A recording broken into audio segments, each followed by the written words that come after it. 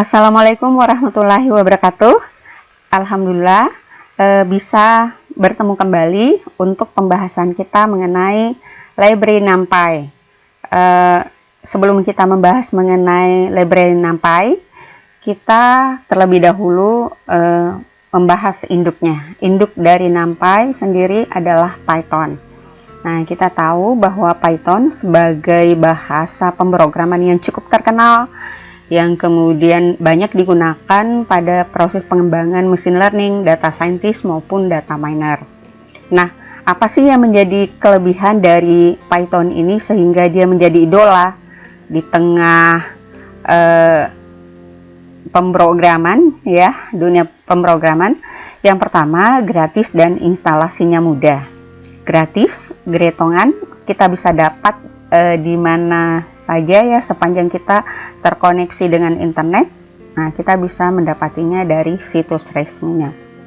Kemudian instalasinya juga mudah, cukup mungkin kita memperoleh tutorial, apakah itu dari YouTube atau misalkan dari Google. Nah, itu sangat mudah. Nah, terus yang kedua adalah interpretatif. Interpretatif mudah kemudian kita terjemahkan baik oleh programmer sendiri ya, maupun mungkin oleh mesinnya ya, karena bahasa pemrogramannya simple dan kemudian mudah dipahami, mudah dibaca kode-kode sintaknya sehingga memudahkan. Nah, kemudian yang ketiga adalah multiguna. Multiguna mampu berkonfigurasi dengan berbagai framework ya, dalam hubungannya dengan AI, machine learning, data engineer, data science. Nah, sehingga dengan kemudahan berkonfigurasi dengan beberapa framework ini menjadikan Python ini sebagai idola. Ya, idola. Nah, makanya itu juga Python kita gunakan sebagai salah satu tool untuk pemrograman misalkan pada machine learning. Nah, baik, yang pertama kita lihat bagaimana sih NumPy itu dan apa yang dimaksud dengan NumPy. NumPy sebagai kependekan ya dari numerical Python. Jadi NumPy sebagai fokusnya itu merupakan library Python ya yang biasa digunakan pada scientific computing. Jadi komputasi yang sifatnya ilmiah ya, berkaitan dengan ilmu-ilmu komputasi atau ilmu-ilmu komputer.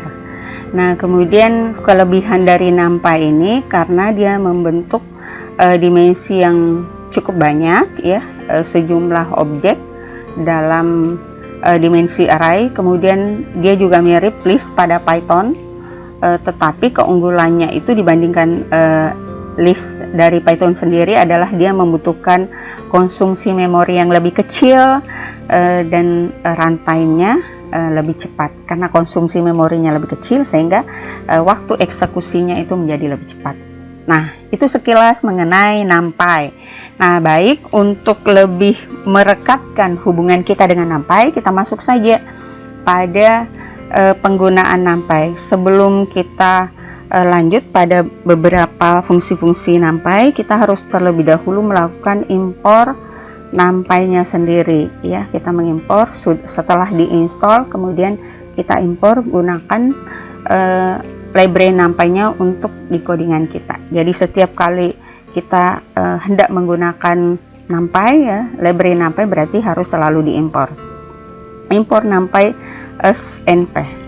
Nah, ini merupakan alias ya. Jadi kalau nanti kita panggil library NumPy-nya cukup kita mengetikkan np saja, tidak perlu NumPy yang lebih kepanjangan ya.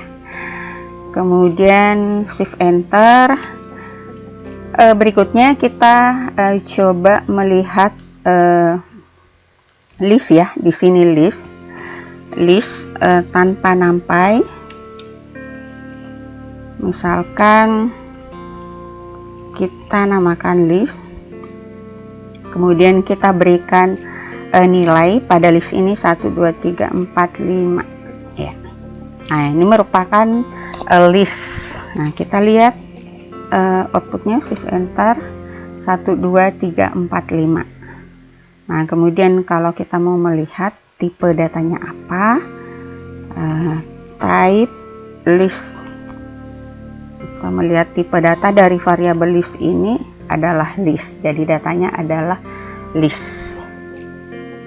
Nah, kemudian berikutnya ada juga list ya yang sudah menggunakan NumPy. Kita berikan saja nama variabelnya NumPy1. Nah, tadi kita menggunakan NumPy, berarti kita panggil dengan kode np, kemudian array. Kita membentuk sebuah array ya, misalkan sini kita array satu dimensi. Jadi array satu dimensi 1 3 4 5 ya, ini dalam bentuk array. Kemudian kita lihat outputnya. Nah, dia merupakan array dengan nilai 1 2 3 4 5. Nah, kemudian karena dia array satu dimensi, berarti kita bisa melihat juga berapa shape atau ukurannya. NumPy1 ya. Nah, shape ukurannya adalah kalau seperti ini berarti dia merupakan baris ya, yaitu satu baris dengan 5 elemen ya, karena ini adalah matriks satu baris, berarti barisnya yang kemudian memiliki nilai. Nah, kemudian array 2 dimensi. Nah, kalau misalkan kita berikan nama variabel NumPy2 sama dengan np array 2 dimensi, berarti kalau misalkan kita membuat 2 dimensi berarti mengandung baris ya, dia memiliki baris dan kolom ya, memiliki baris dan kolom. Nah, kemudian setiap kita membuat baris, berarti kita harus memberikan, kalau dia array ya, berarti dalam square bracket atau kurung siku.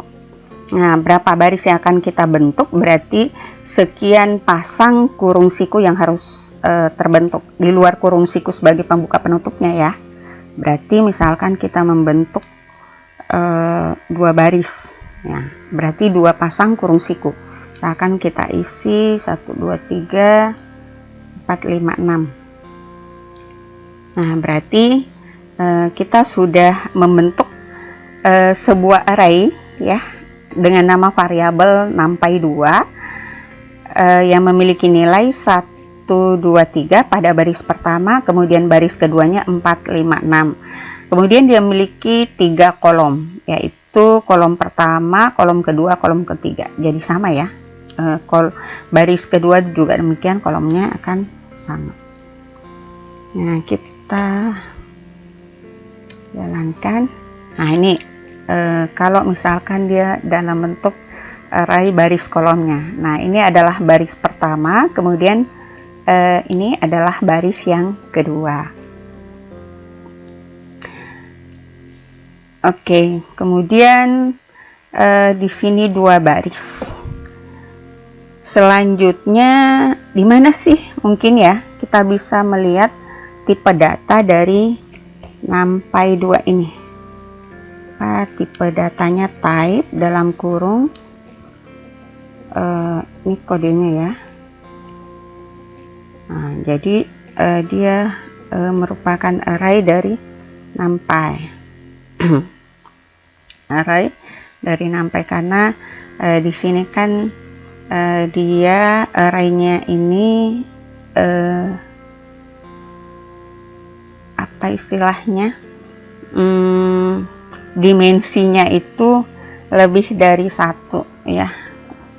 Kalau misalkan kita NumPy kita bentuk di baris lain, insert misalkan nampai 3 np dot array, kemudian 1 2 3 4 5 6. Oh, sudah ada di atas ya. Kita pakai yang di atas saja.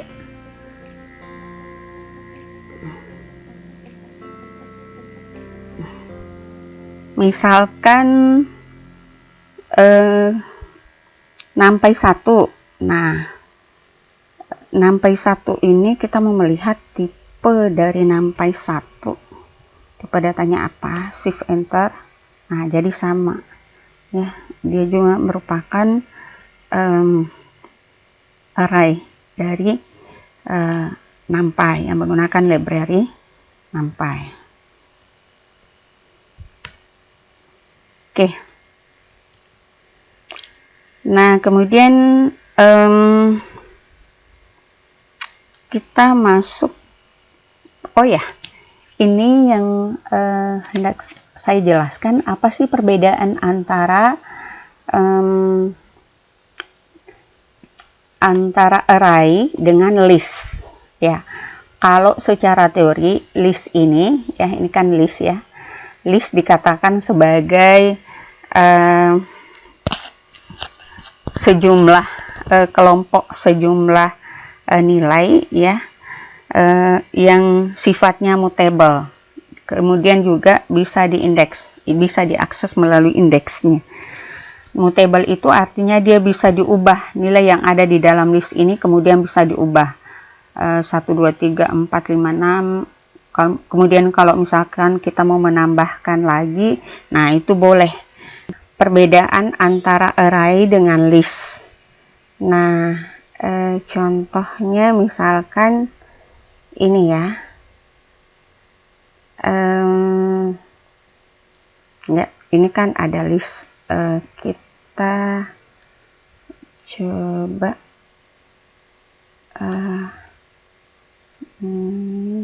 insert, kita perkalikan misalkan dengan kali 2 ya, list kali 2. Nah, kemudian kita shift enter. Nah, setelah listnya kita kali 2, di sini hasilnya ini kan list ya, variabel dari list yaitu 1 2 3 4 5. Setelah kita perkalikan dengan 2, 1 2 3 4 5, 1 2 3 4 5. Dia bukannya mengalihkan nilai yang ada di dalam variabel list ini, tapi dia hanya menambahkan nilai sebagaimana di list ini. Istilahnya itu dia merepetisi apa yang ada di dalam isi list ini. Dia mengulang saja, menambahkan isi list ini sama dengan isi list sebelumnya, seperti itu. Jadi terbentuk list yang baru yang 1 2 3 4 5, 1 2 3 4 5. Nah, itu kalau misalkan kita melakukan perkalian list. Nah, sementara kalau misalkan perkalian array itu tentu saja berbeda ya. Nah, kita mungkin di sini kita tambah misalkan NumPy 2 kemudian dikali 2, shift enter. Nah, perkalian antara variabel NumPy 2 ini yang merupakan array 2 dimensi ya, ini shape-nya berapa nih, shape-nya kalau kita cari shape-nya, NumPy 2 shape ya, 2 kali 4 ya. 2 kali 4, oke, 2 kali 3 2 baris 3 kolom.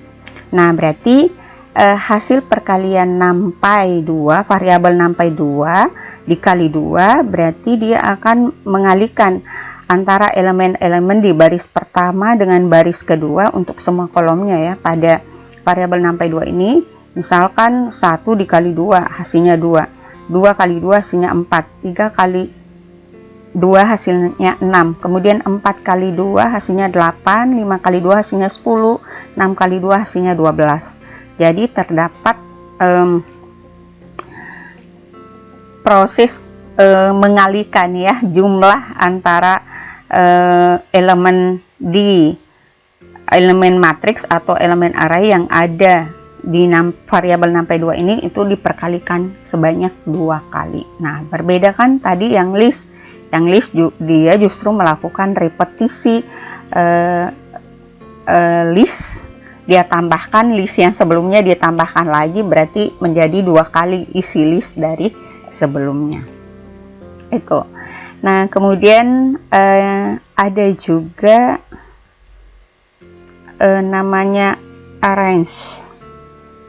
Ya, arrange ini untuk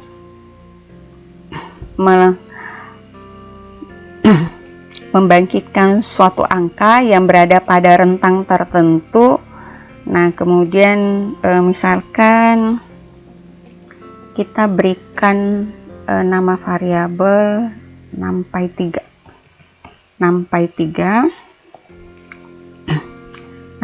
3 np dot arrange ya, arrange. Nah, kemudian misalkan arrange 7 ya. Nah, kita lihat NumPy 3, shift enter. Nah, dia akan memberikan output dalam rentangan 7 yang pertama ya. Berarti dia akan selalu memulai dari angka dengan indeks 0. 0, 1, 2, 3, 4, 5, 6. Karena hitungannya adalah 7 dan dimulai dari 0, berarti angka 7 ini tidak akan muncul. Karena ini sudah berjumlah 6. 0, 1, 2, 3, 4, 5, 6, 7. 1, 2, 3, 4, 5, 6, 7. Ya, jadi karena dimulainya dari indeks 0. Oke. Nah, bagaimana kalau misalkan ini kan tadi cuman satu angka ya di dalam nilai arrange ini. Nah, bagaimana kalau misalkan kita membuatnya dia rentangan dari awal akhir. Jadi kita tuliskan saja NumPy 4 sama dengan np arrange, misalkan kita memulai dari 2 sampai 15. Nah, kemudian NumPy 4. Nah, jadi hasilnya adalah dia akan memulai angkanya ya. Karena ini kan ada rentangan nilai awal ya, startnya. Kemudian di sini juga ada stopnya ya, 15, 2 sampai 15. Karena di indeks dari angka 0 berarti kita tidak akan menemukan di angka terakhirnya itu adalah 15. Karena dia memulai dari indeks 0, berarti 2, 3, 4, 5. Ini indeksnya 0, 1, 2, 3, 4, 5, 6, 7, 8, 9, 10, 11. Sampai 15 ya. 12 sampai 15, rentangan 15. Nah, kemudian kalau misalkan kita membuat arrange dengan mensyaratkan ya bahwa terdapat nilai selisih dengan nilai tertentu di dalamnya. Misalkan NumPy 5 sama dengan NumPy arrange np arrange 2, 15. Kemudian misalkan ya 3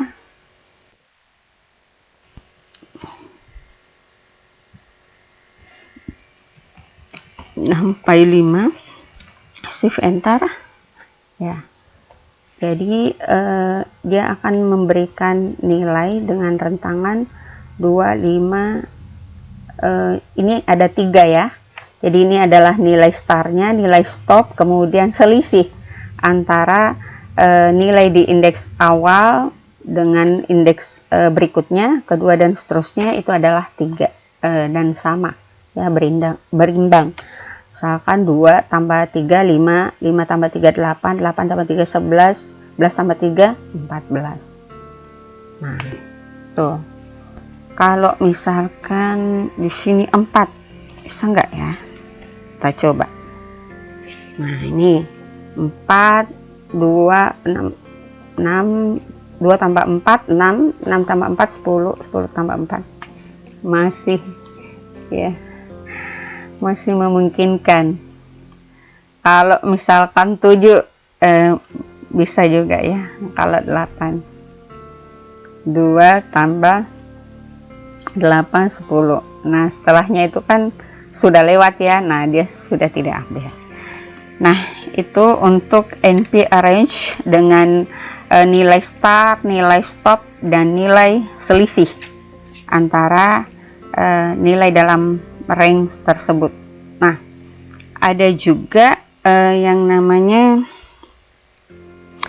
line space.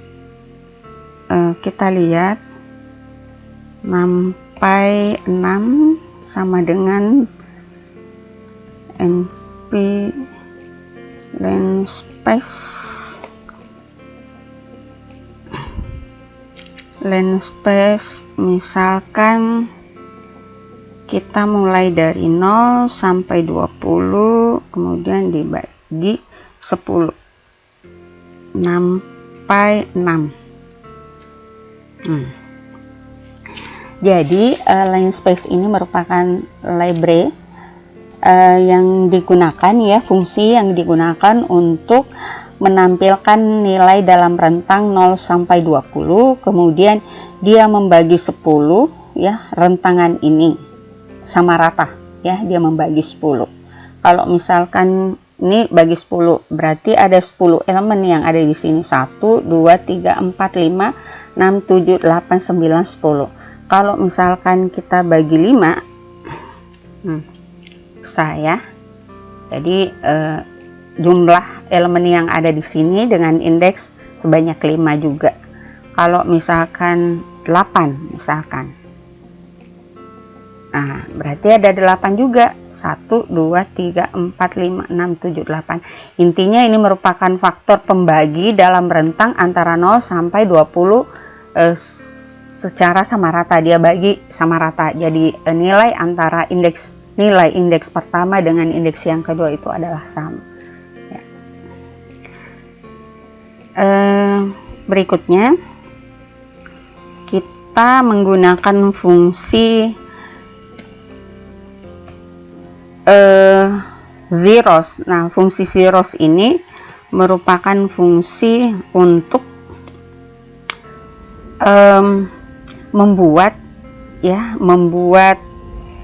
sebuah matriks yang memiliki nilai 0 ya, memiliki nilai 0. Misalkan 5. Kita coba sampai 7. Nah, jadi dia memiliki matriks 1 kali 1 ya, 1, 2, 3, 4, 5, 1 baris dengan 5 elemen yang ada di dalamnya dan semuanya memiliki nilai 0. Nah, nanti kita akan ada ya satu sesi di machine learning itu kalau kita mencari inverse. Nah, fungsi ini nanti diperlukan ya, bagaimana kita mencari inverse misalkan atau nilai eigen.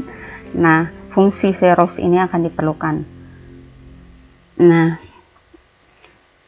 kalau misalkan kita mau membuat fungsi zeros yang memiliki baris lebih dari 1, kalau ini kan barisnya cuma 1. Nah, bagaimana kalau barisnya itu lebih dari 1? Berarti NP zeros penulisannya ini harus dalam kurung terus dalam kurung lagi ya. Tidak bisa hanya menggunakan satu kurung. Kenapa demikian? Karena ini bentuknya adalah tuple ya, tuple. Nah, tuple itu merupakan perbedaannya dengan list. Kalau list itu kita bisa menambahkan value di dalamnya, nilai. Nah, sementara kalau tuple ini tidak bisa, sifatnya immutable, tidak bisa ditambahkan. Sementara kalau list itu bisa ya, bisa diubah, bisa ditambah, bisa dikurangi, bisa diedit. Misalkan 3,4.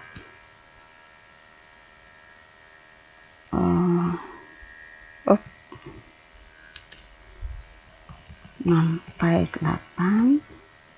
Nah, nih. Jadi dengan fungsi NP0 3,4 di sini berarti kita membuat satu array yang memiliki 3 baris kemudian 4 kolom. Ini barisnya 1, terus 2, kemudian 3. Jadi ada 3 baris ya, kemudian 4 kolom. Kolom pertama, 2, 3, 4 ya. Oke. Nah, selanjutnya kita juga menggunakan fungsi bagaimana nilai dari satu array itu sepanjang garis diagonalnya memiliki angka 1 ya. Nah, jadi fungsinya ones. Nah, kenapa ada s-nya bukan one saja? Itu karena angkanya ya tidak hanya 1 tapi lebih nantinya dari 1 ya. Nah, demikian juga tadi dengan zeros, nolnya itu tidak hanya 1, jadi bisa lebih dari 1. Nah, dia juga penulisannya dalam bentuk tupel. Jadi kalau tupel itu tandanya adalah tanda kurung biasa, kemudian kalau list dia bertanda kurung siku ya. Jadi tupel ini kalau misalkan tadi kita bentuk misalkan 3,4, berarti sampai 9, shift enter, kita membentuk baris dengan nilai 1 ya, nilai 1 pada elemen-elemennya semuanya bernilai 1 dengan matriks ataukah nilai barisnya itu 3 kemudian kolomnya 4. Ini kita buktikan juga ya, kalau misalkan kita mau mengetahui berapa ukuran atau size-nya itu 3,4, jadi sama ya, 3,4. Kemudian kalau mau diketahui bagaimana tipe datanya, dia juga array ya tipe datanya. Oke, bisa juga ya, di sini kan barisnya bernilai 1 untuk ini untuk bernilai 1 bernilai lebih dari 1 dimensi ya, 1 dimensi. Itu lebih dari 1 baris maksudnya. Ini tadi. Nah, kalau misalkan kita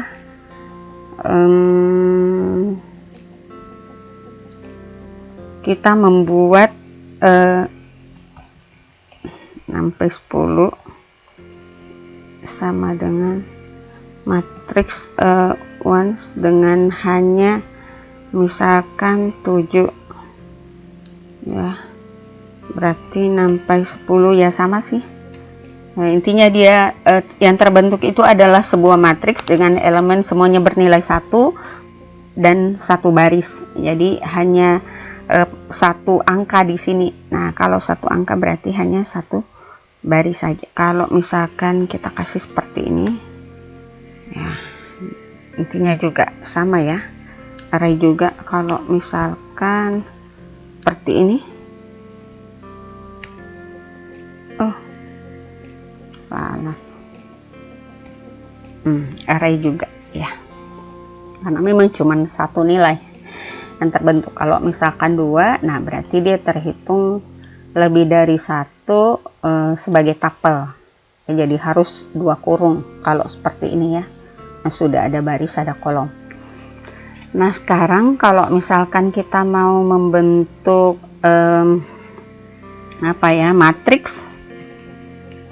matriks bernilai 1 pada diagonalnya saja. Nah, berarti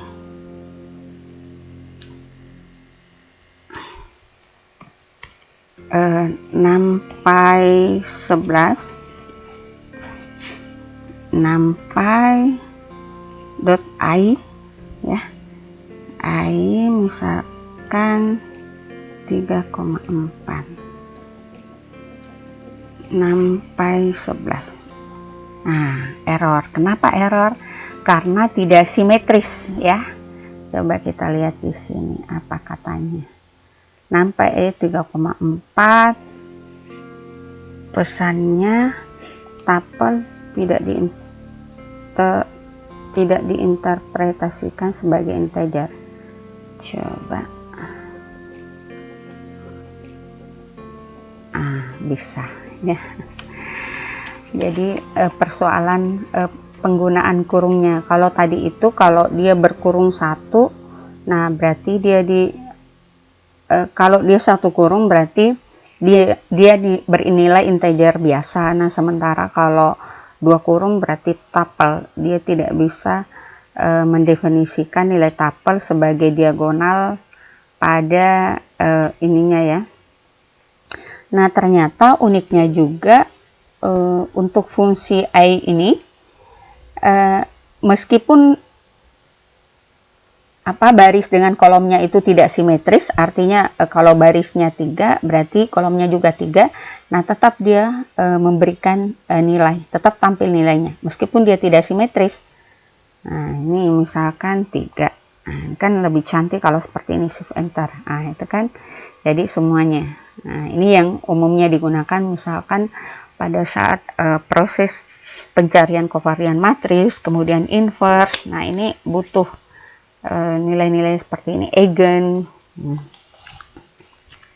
Nah demikian mengenai penggunaan beberapa fungsi dari NumPy. Terima kasih, semoga bermanfaat. Assalamualaikum warahmatullahi wabarakatuh.